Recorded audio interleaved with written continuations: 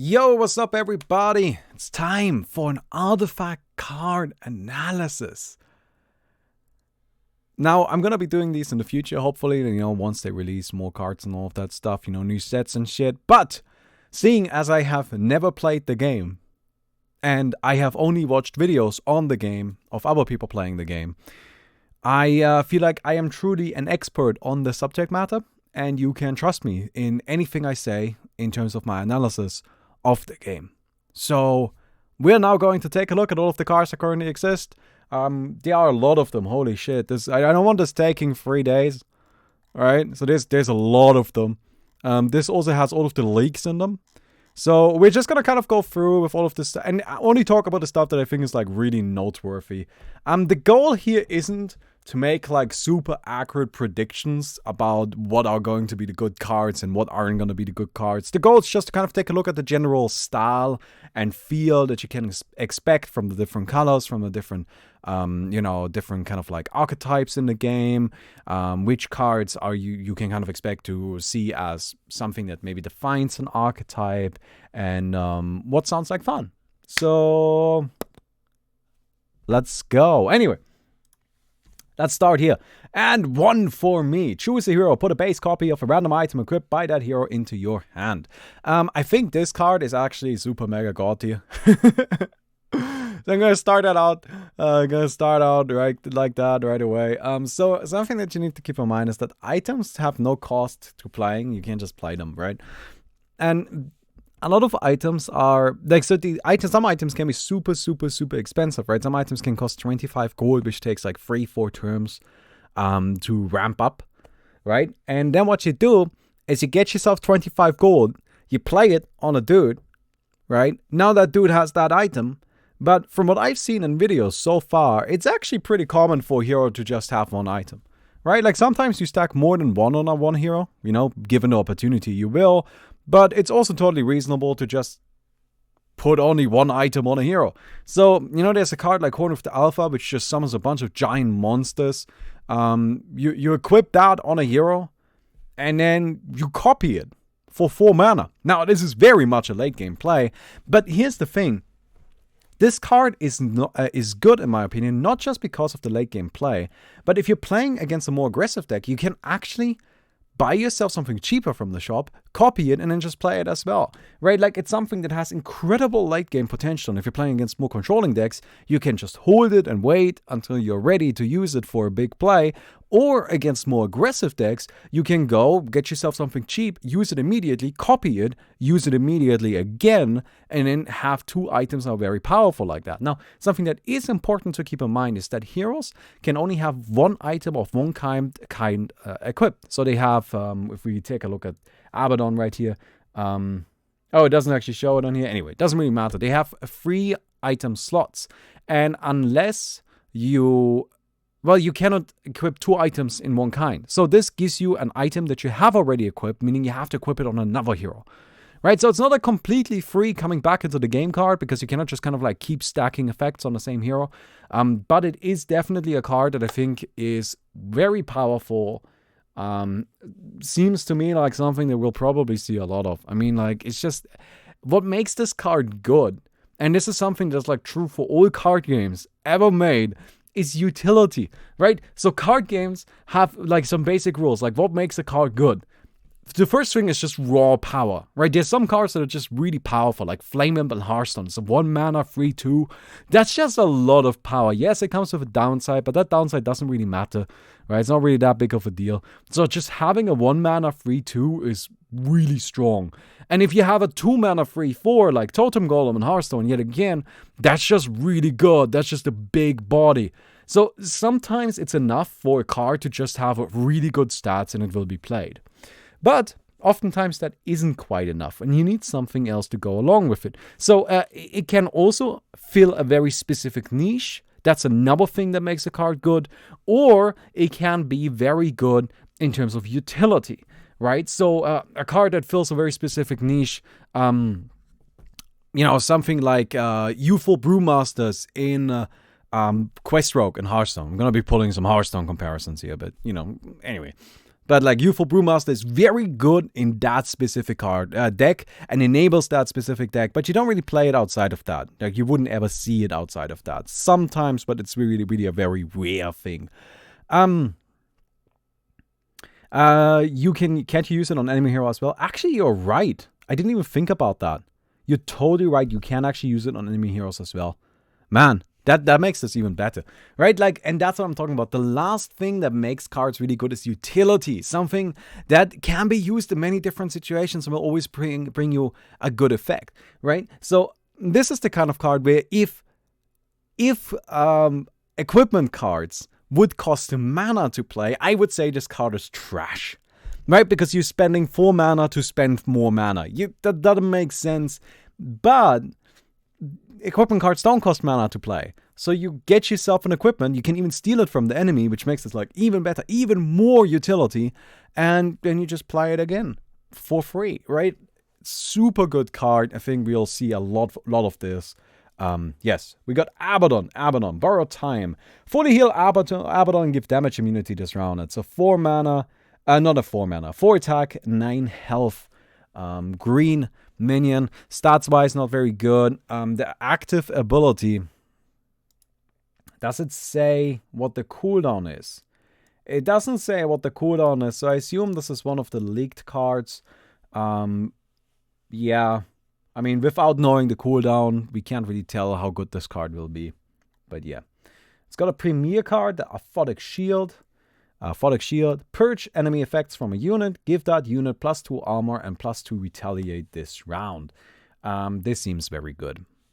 Alright, +2 armor. So something that I feel like we need to kind of talk about a lot is armor. Armor is something that seems really strong. Now, armor is actually not really the right term for it, because the dollar term is actually damage block, but whatever. Right, so like every point of armor reduces damage by 1. But yeah, +2 armor is just super good. Something that makes this really noteworthy, the Apotheosis Shield, is you put this on a creep, right? And creeps are always 2 and 4, right? 2 attack and 4 health.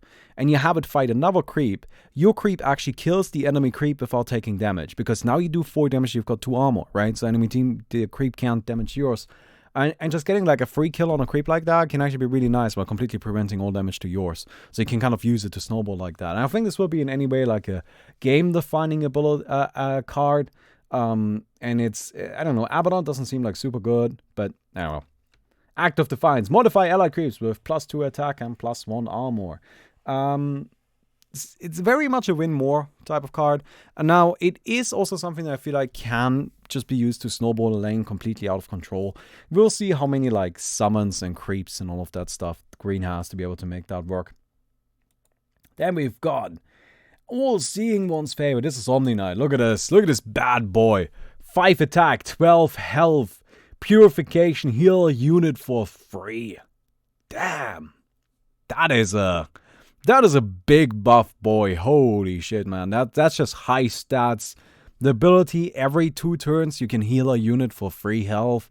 I mean, that's just good. Alright, like this is somebody who's just got big buff stats. I mean, this is just a mad lad. This is an absolute unit. And then we've got modify a green hero with allies have +2 regeneration. So what's something that's really important here is it's modify a green hero. So it's permanent. This is a permanent buff for 4 mana. Allies have +2 regeneration. +2 regeneration means your units heal, of course, right? This is good. I mean, you get this on the big buff boy that is Omni Night, and you just got something really scary going on, right? So I feel like we gotta really remember that one and keep that in mind. Annihilation, this card will see guaranteed play. Absolutely. Kills a board, just completely wipes a board. Absolutely fucking essential for control decks. One of the problems it has, it doesn't kill all lanes, it only kills 1 lane, which is still good. Right, like this will be the card that makes blue a viable control deck in many situations, because it's just kill all stuff. You know, like, and the thing about it doesn't allow any counterplay. It's not like deal 100 damage to everything, in which case you could have damage immunity or something like that. No, this is just like kill everything, boom, done. yeah, it might not see play right away. Actually, I imagine it would see play right away. I wouldn't be too surprised if it kind of drops off in play a little bit as time goes on and decks get more refined. But, yeah, this shit is just scary, man. And we've got Apotheosis Plate. A Crypt Hero has +8 attack and +4 siege. Condemn units of Crypt Hero deals battle damage 2. And an active 1, condemn enemy improvements. Condemn each item equipped by a Crypt Hero's combat target. Yeah, so, I mean, this is one of those 25 gold cards, right? This is what I talked about with End 1 for me, where if you copy one of these, that's really strong.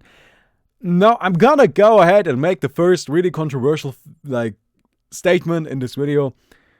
I don't know if this card is good. I don't know, this card doesn't really seem that good to me. So, I understand that condemning enemy improvements is a powerful effect. I honestly think that's the best thing about it. But for 25 gold, +8 attack isn't really that important. Especially, like, it has an overlapping effect that I personally find to be a little bit not that great, right? So condemn units, a Crypt Hero deals battle damage to. If you have +8 attack, you're probably killing everything in one hit anyways. Right? Like, so it just has this, like, doubling effect on something that it doesn't need. If you aren't killing something with +8 attack, well, I suppose then the effect is powerful, but most of the time that just doesn't really matter. Now, it is a secondary effect. +4 siege, of course, is nice. But yeah, I wouldn't be surprised if this card is actually just far too slow to see any sort of play. And it doesn't have, like, an immediate impact the way that things have. Now, from what I understand, and maybe chat can correct me if I'm wrong about this, but the active effect of items is not something you can use right away. Right? You can use the active effects of heroes right away, but the active items come into the match off cooldown. So, but does condemn mean an artifact? It means kill, destroy, get rid of it. Right, so if it says condemn enemy improvements, that means all improvements on the lane, all of the buffs on the lane get killed, which is good, but it would be better if it was immediate, right? And again, from what I understand, again, please chat, correct me if I'm wrong about this, only heroes start with this stuff off cooldown. So that makes it just I don't know, it seems a bit slow. Okay, Arcane Censure, modified enemy tower with -1 mana. I think this card will be terrible. I just don't see this as being good. The problem with this is it reduces the mana on a single tower and it uses 4 mana.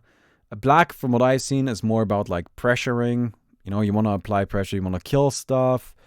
It might be viable in the kind of situation where you want to just abandon one lane and then you use that one lane to cast Arcane Censure on a different lane. Actually, you can't even do that because it's modified enemy tower with 1 mana. -1 mana. Yeah, it doesn't let you cast it on a different lane, so I just don't think this is gonna be good. This seems pretty weak, honestly. It seems like a really annoying card. I've talked about this card before because it just seems like, God, what a pain in the ass. But, like, seriously, it just doesn't seem good. And then a Crypt Hero. Wait. Hey, Biggie, thank you so much for the sub, dude. Appreciate it. So this is another item. This is one of the most recent leaks. 6 gold. A Crypt Hero has +4 health. And active, choose a combat target for a Crypt Hero. This card is incredible. I think this one is absolutely god tier. Choosing a combat target is so good. It is so good. It is so good. Right? Like, this is gonna be so good. I would not be surprised if we see this in pretty much every single aggressive deck. I mean, it's just not, honestly, like, it could completely not have the Crypt Hero has +4 health thing, and I still think this card would be really good. But the fact that it has that as well is just a giant bonus. 6 gold is also really cheap. Yeah, I expect to see a lot of this. This is also the kind of card where I think it will find itself into a lot of aggro decks. You know, aggro decks will exist, and aggro decks will need to be able to, like, target down specific things. So you can't, you know, on turn 6 wipe the board with the blue spell. You need to, on turn 5, kill, you know, the blue hero in a lane, so you get rid of that, and then they can't cast it next turn. And this is something that lets you do that, so this is really, really important for that. Now we've got 7 mana, Assassinate, deal 10 piercing damage to a unit in any lane. Seems a bit slow. I'm a little bit unsure about that. Let's take a look at what Sniper is. Sniper, 5 attack and 6 health. Abilities, headshot, deal 5 damage to a unit. So this is very good. This is very good. I don't know what the cooldown is. That's something we need to see once... No, sorry. Once the card gets officially released. Or revealed. But deal 5 damage to a unit is a very powerful effect. Like, in a lot of cases, that just kills a thing. So that seems really good. Honestly, I think the Assassinate thing seems a bit weak. So... It has no cooldown? There's no way it doesn't have a cooldown. If this doesn't have a cooldown, this is the best card in the game. So, yeah, it does have a cooldown. Abaddon's ultimate earlier also didn't show the cooldown. It's just there's some cards that have leaks that aren't... Oh, like that... What am I saying? There are some cards that have been leaked. That's what I'm saying. And we don't have all of the information on them, right? So it does definitely have a cooldown. We just don't know the cooldown. Depending on the cooldown, this card is either like God tier or solid. Yeah, we'll have to wait and see, right? It's gonna be hard to tell. I don't think this card is that good. 7 mana. I mean, 10 piercing damage will pretty much kill anything, but just 7 mana is a lot of mana, right? The fact that you can snipe a different lane is pretty powerful. Like, that's definitely noteworthy. But it just doesn't seem like crazy good. The thing is, like, this card to me seems like a nice, solid, average card, right? It's just like, it's fine. It's fine. It's fine. This card to me can be either God tier or terrible, depending on the cooldown. So we'll just kind of have to wait and see what the fuck the cooldown on this shit is, right? And then depending on the cooldown, we'll be able to tell. Allows deal +2 damage when attacking a tower. It's an improvement, right? Right, like it's an improvement. The premier card of Solar Khan. Solar Khan deals +4 damage when attacking a tower. This card seems terrible. This card seems terrible. I don't know, maybe the Assault Ladders thing might be alright, but I just don't think it's worth running Solar Khan over it, because Solar Khan seems really, really bad. Like, it's just bad stats. 6 health is just nothing. You will die to pretty much anything. Yes, she does quite a bit of damage, but from what I've seen, that's just not that impactful. So, yeah, I don't think that's going to be very good. All the heroes have +4 siege. It's another improvement. This actually seems pretty good. It's 3 mana, and it doesn't come attached to a hero. Like, the thing is, if this card existed without Solar Khan, I think it would actually be a very good card. But the fact that it's attached to Solar Khan seems kind of weak. This right here is kind of like that. It's just better. So what does siege mean? Okay, so siege means that when you attack, you always deal damage to the enemy tower. So it's essentially trample, right? So when I attack with a hero that has 4 siege, no matter if my hero gets blocked entirely, I will still deal 4 siege damage to the tower, which is pretty strong, honestly. So this seems like something that's actually like reasonably strong. Alright, we've got Axe. Big boy. That's a big fucking boy. So this is what I talked about, where sometimes you just need a boy that's big enough. Right? Like this is what I mentioned earlier, where sometimes it doesn't really matter what the effect of the card is. As long as the boy is big enough, it's gonna be good. This is a big fucking boy. And this big boy can take a lot of damage. Now, what is his ability? Choose an allied red hero. It battles its enemy neighbors. That seems mediocre, to be completely honest. But the thing is that this boy is so big, it doesn't really matter if his card is mediocre, because like he doesn't need an incredibly good card to go along with him, because he's just gonna be fine. You just slap him into a lane and he'll just be like, you know, I put this guy into a lane, and the enemies are just gonna be like, okay, so you actually don't have to do anything else here, because I need to deal with this axe. But yeah, this is a big fucking boy. This guy will be played. I'll be very surprised if he doesn't. So yeah, anyway. But yeah, Berserker's Call. we'll see how strong this is. This could actually be pretty powerful, though. Like, here's the thing. It doesn't matter how good this card is as long as it's not terrible. It doesn't seem terrible. So, yeah. Anyway, Barracks. Summon a melee creep into this lane each deployment phase. This actually seems pretty solid. I actually kind of see like a strategy come into play with this, and a bunch of improvements are based around creeps. I wouldn't be too surprised if we see that kind of strategy, although always keep in mind that you cannot go too all in on anything, because if you do, Apotheosis Plate might actually be just like super broken and instantly kill all of your shit. So that's kind of a problem. But yeah, this seems actually really solid. It's just, you know, like summon a creep every round. You can slowly grind stuff out with that, you know, like it doesn't need to be immediately good, just good long term. But yeah, we'll see. Like, honestly, it could be fine, it could not be fine. Oh, it's a premier card, didn't see that, cool. What's the hero? Blue mana, a blue, free attack, 5 health minion. Okay, active. Summon a melee creep into Prelix lane each deployment phase. And then the premier card is the Barracks. So we can see an archetype here, right? So this is something we have seen so far in all of the gameplay that they have shown. Blue was mostly seen as this like controlling archetype. This right here seems to be a creep-centered kind of like swarming archetype that they are pushing. The question there is, how much support does it have? Honestly, all of the Crypt Heroes look really cool in terms of art style. Just want to say that really quick. I mean, everybody loves Kana.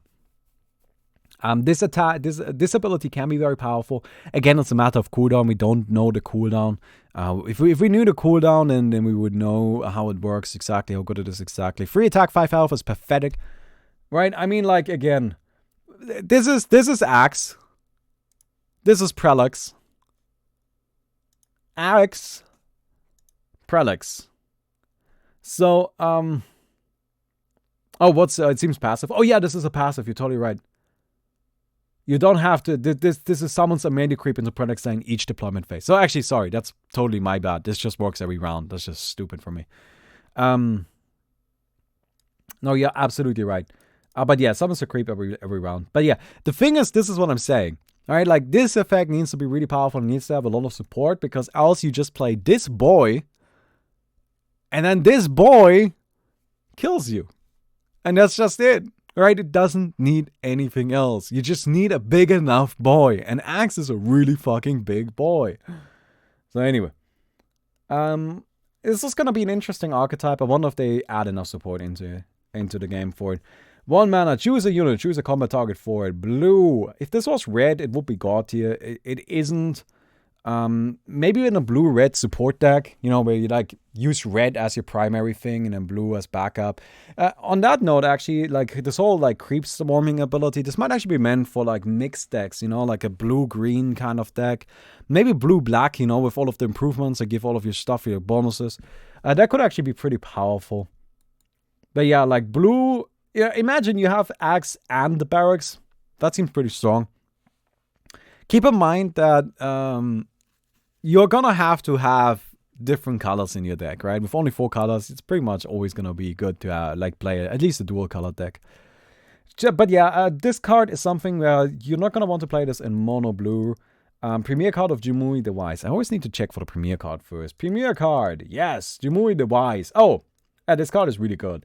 So this is a free mana, not a free attack, 8 health minion.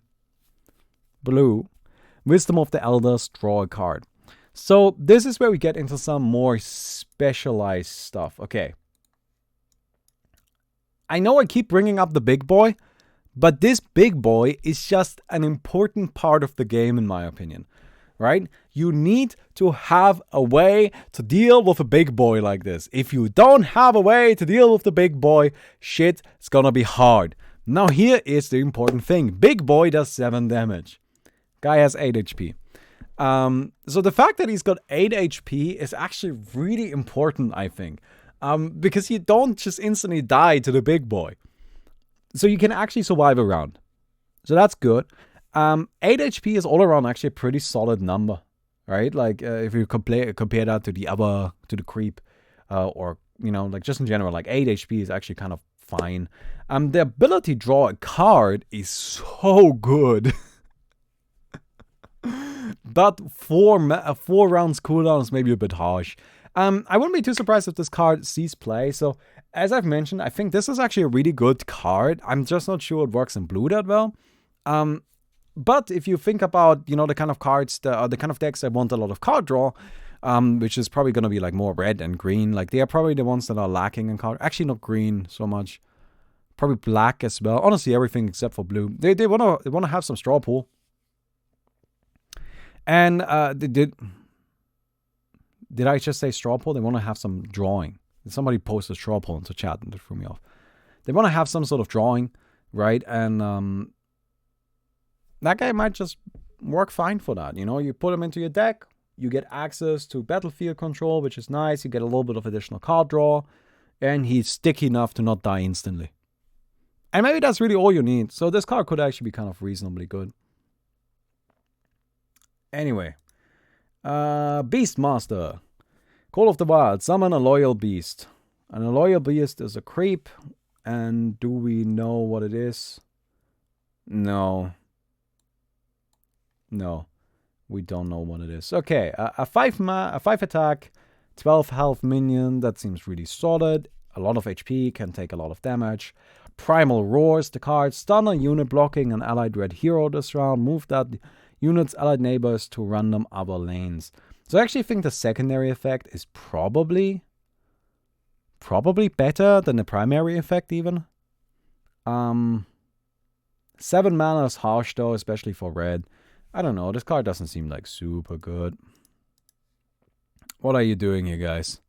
Oh, are you posting the creep stuff?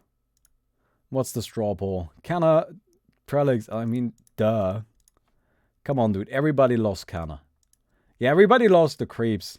Everybody lost the creeps. Oh, yeah, the Primal Roar seems kind of mediocre. I don't know. I'm not really digging this. This is not getting me excited about anything. We already talked about that. Better late than never. Someone made a creep into any lane. This seems kind of bad, honestly. Like, even in the control, like, not even in the swarm type blue decks, I just don't think this is gonna see much play. It's a 1-for-1. Creeps are not worth a card. You get 2 creeps every round anyway. The only thing that's really good about this is that you can summon it into any lane. But, I don't know. It just doesn't seem that powerful. And we've got bitter enemies. After the combat phase, remove a charge from bitter enemies. Before the action phase, if there are 0 charges on bitter enemies, deal 6 damage to both towers. Charges free. 2 mana. So it's a long-term kind of like do damage thing. Yeah, it's probably... I don't know. I don't think you want to spend a card on 6 damage. Like, would you play a card that says 2 mana, deals 6 damage to the enemy tower? Probably not, right? Like, that's just not good. It doesn't impact the board in any way. So would you play a card that says deal 6 damage to the enemy tower in 3 rounds and also 6 damage to yourself? I don't think so. Just doesn't seem good. Alright, what's this? A Crypt Hero has +2 attack and +2 cleave, 7 gold. Oh, seems reasonable enough. Blink Dagger. Move a Crypt Hero to another lane. This seems really strong. That kind of mobility, kind of getting stuff out of location seems nice. Seems cool. Bloodseeker. Fully heal Bloodseeker after a unit blocking it dies. That would be more impressive if he had more than 6 HP. With 6 HP, the dude is just gonna die.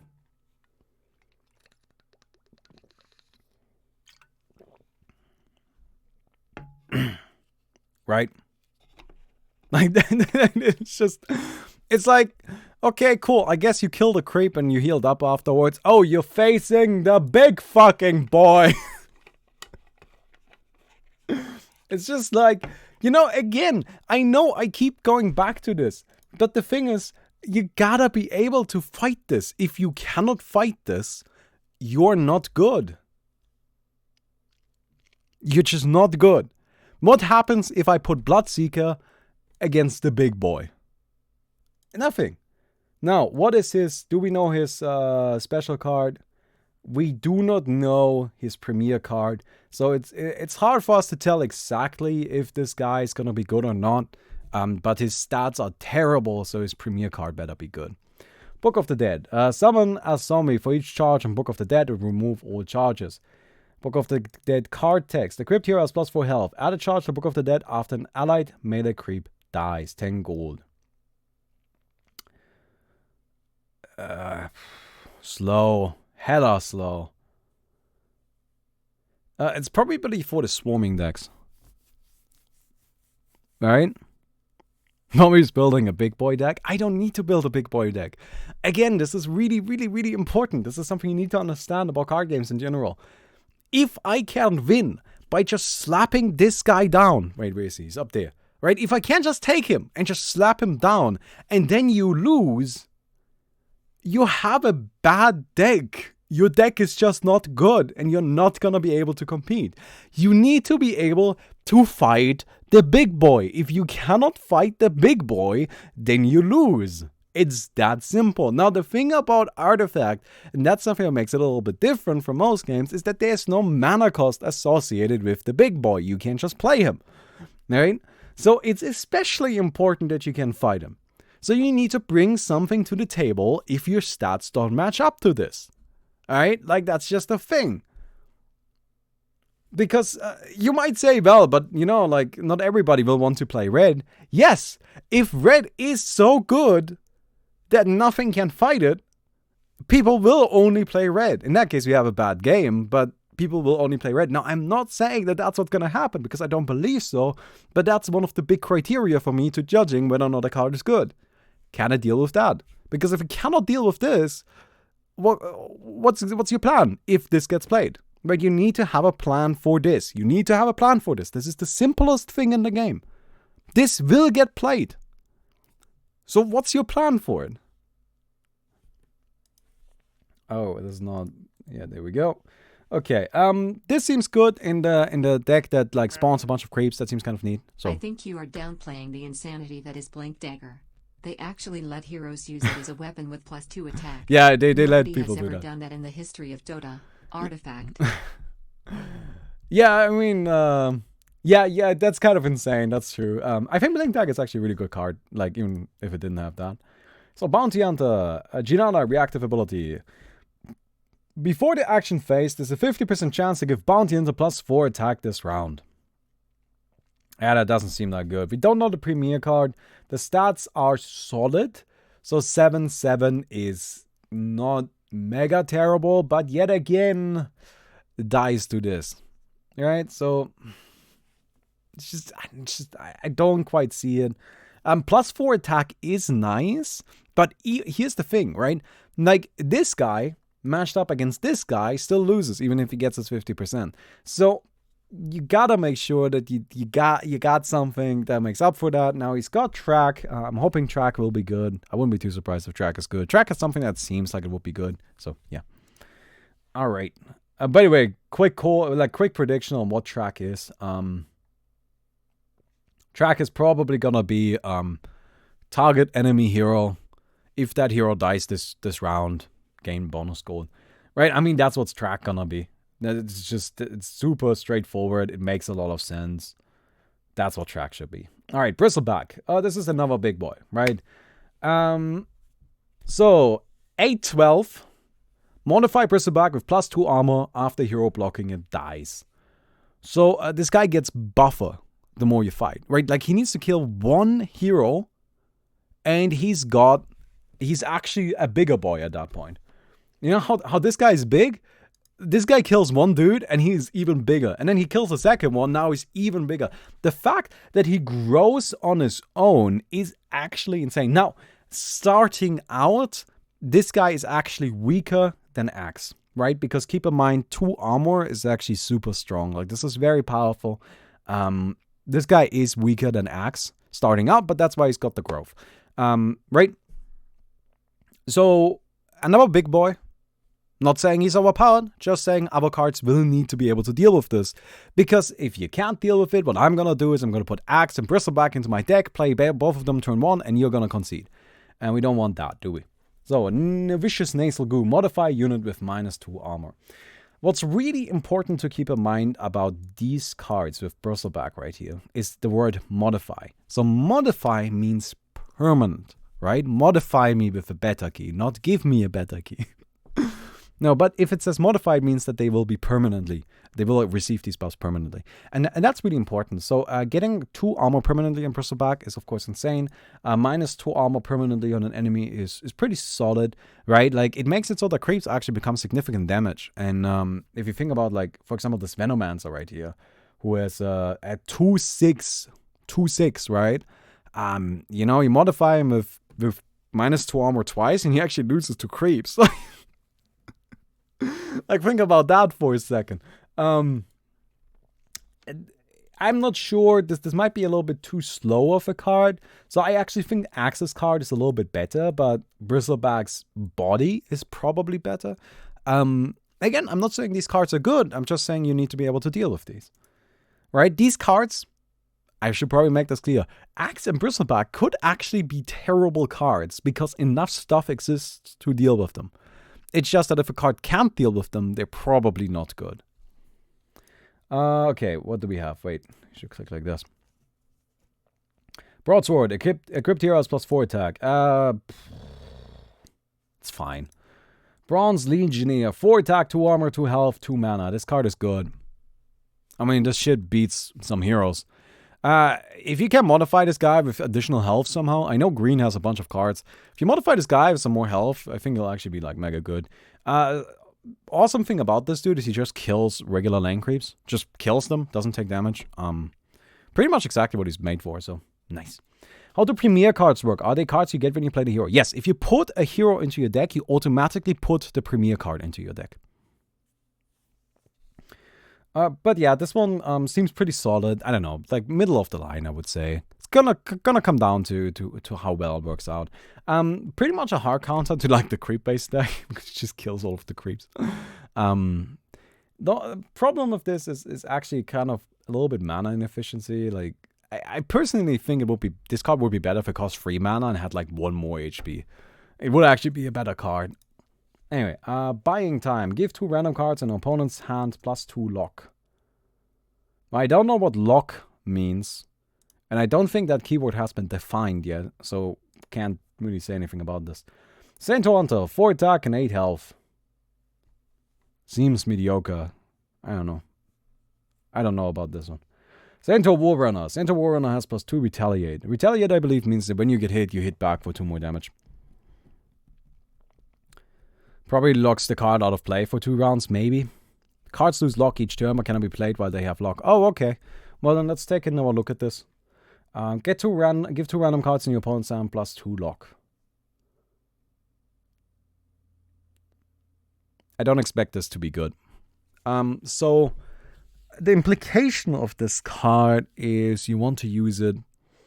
Okay, so here's what I think this card is good for. I think it's good for preventing combo decks, right?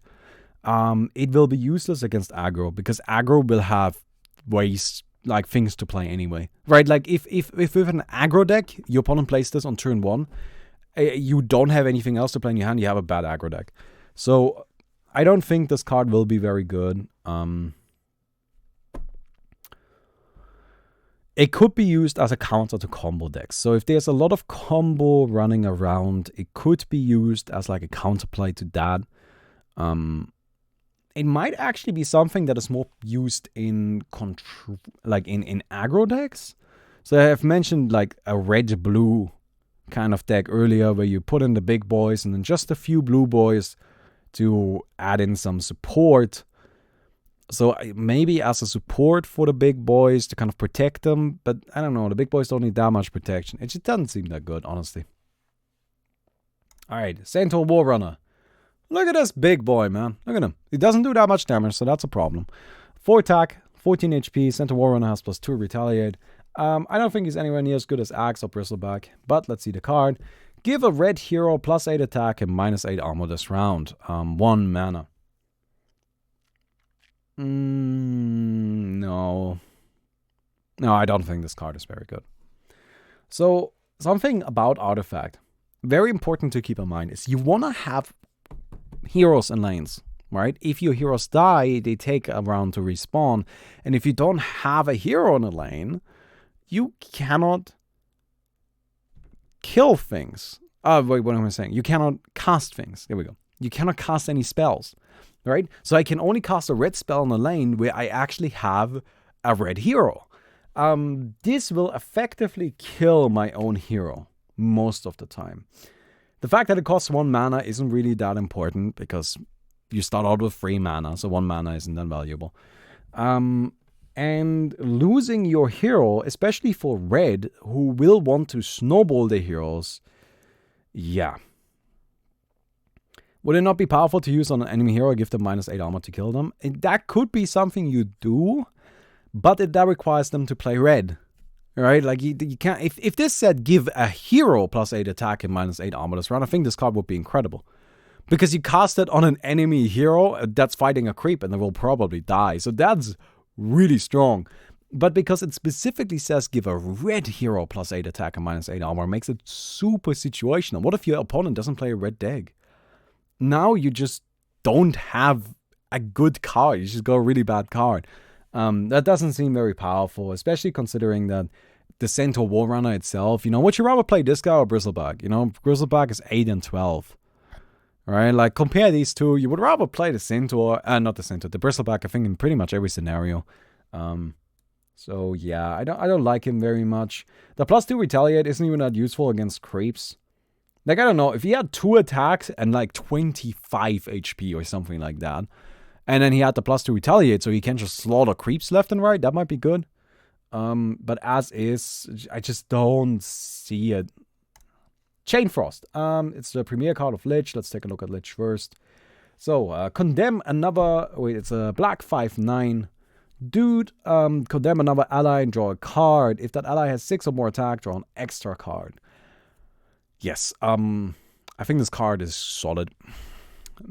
It's very hard for me to tell how strong this is gonna be. Let's see the premier effect, or like the premier card. Deal 3 damage to a unit, repeat 7 times. Deal 3 damage to a random unit to its left or right, and get initiative. So, this will deal 24 damage, right? That's good. 24 damage randomly split. 7 mana will kill a lot of stuff. Very important you get initiative. So that's really, really good. So Chain Frost, I think, might actually be quite powerful. So what makes... Man, if it dealt 4 damage. If this card dealt 4 damage, it would be broken. I wonder, is there a way to buff it? Like, is there spell power? So if there is any way to buff this to make it deal 4 damage, I think that card is broken because it one-shots creeps. At 3 damage, I find it a bit hard. Right? Because, like, getting initiative is good, and the effect itself is fine. I think that you might actually end up just bouncing a lot into creeps, which isn't going to be that good. Pretty much exactly how it is for regular Dota, right? So, if there's a way to get this to 4 damage, yes. As is, probably not. Alright? Lich, his stats are fine. His active ability, I think, is actually pretty reasonable. Not super good, though. So, Chainmail, +2 armor. Solid. Not bad. Decent enough. Prevents creep damage. Like, honestly, 2 armor is a really good sweet spot. It prevents creep damage. Nice. I think it could be pretty powerful. Champion of the Ancient. Is this a hero? Yes, this is a hero. No, it's not. It's a creep. 7 mana creep. Play effect. Modify Champion of the Ancient with +1 attack, +1 health, and +1 cleave for each enemy. Yeah, I think this card is really bad. Chen. Okay. Chen, 4 attack, 9 health, 40 appreciation, get control of an enemy creep, and Hand of God. Fully heal each ally, gives allies damage immunity this round. I think this card is really good. Right? Hand of God seems really solid. You don't want to kill creeps too fast and not bounce. Yeah, there's also a chance, it just stops bouncing the Lich thing. No, I don't think it's that very good. The Hand of God is really good. Holy Appreciation is really good. Stats are kind of mediocre, but they don't have to be that good if the rest of the card is good and the rest of the card is really good. Claymore, 15 gold. Crypt Hero has +8 attack. Maybe. Clear the deck. Give allied heroes +4 cleave this round. This actually seems really strong. It just lets you completely clear the deck. You got 2 red heroes. Clear out a cleave. Complete lane. Gotta be super strong.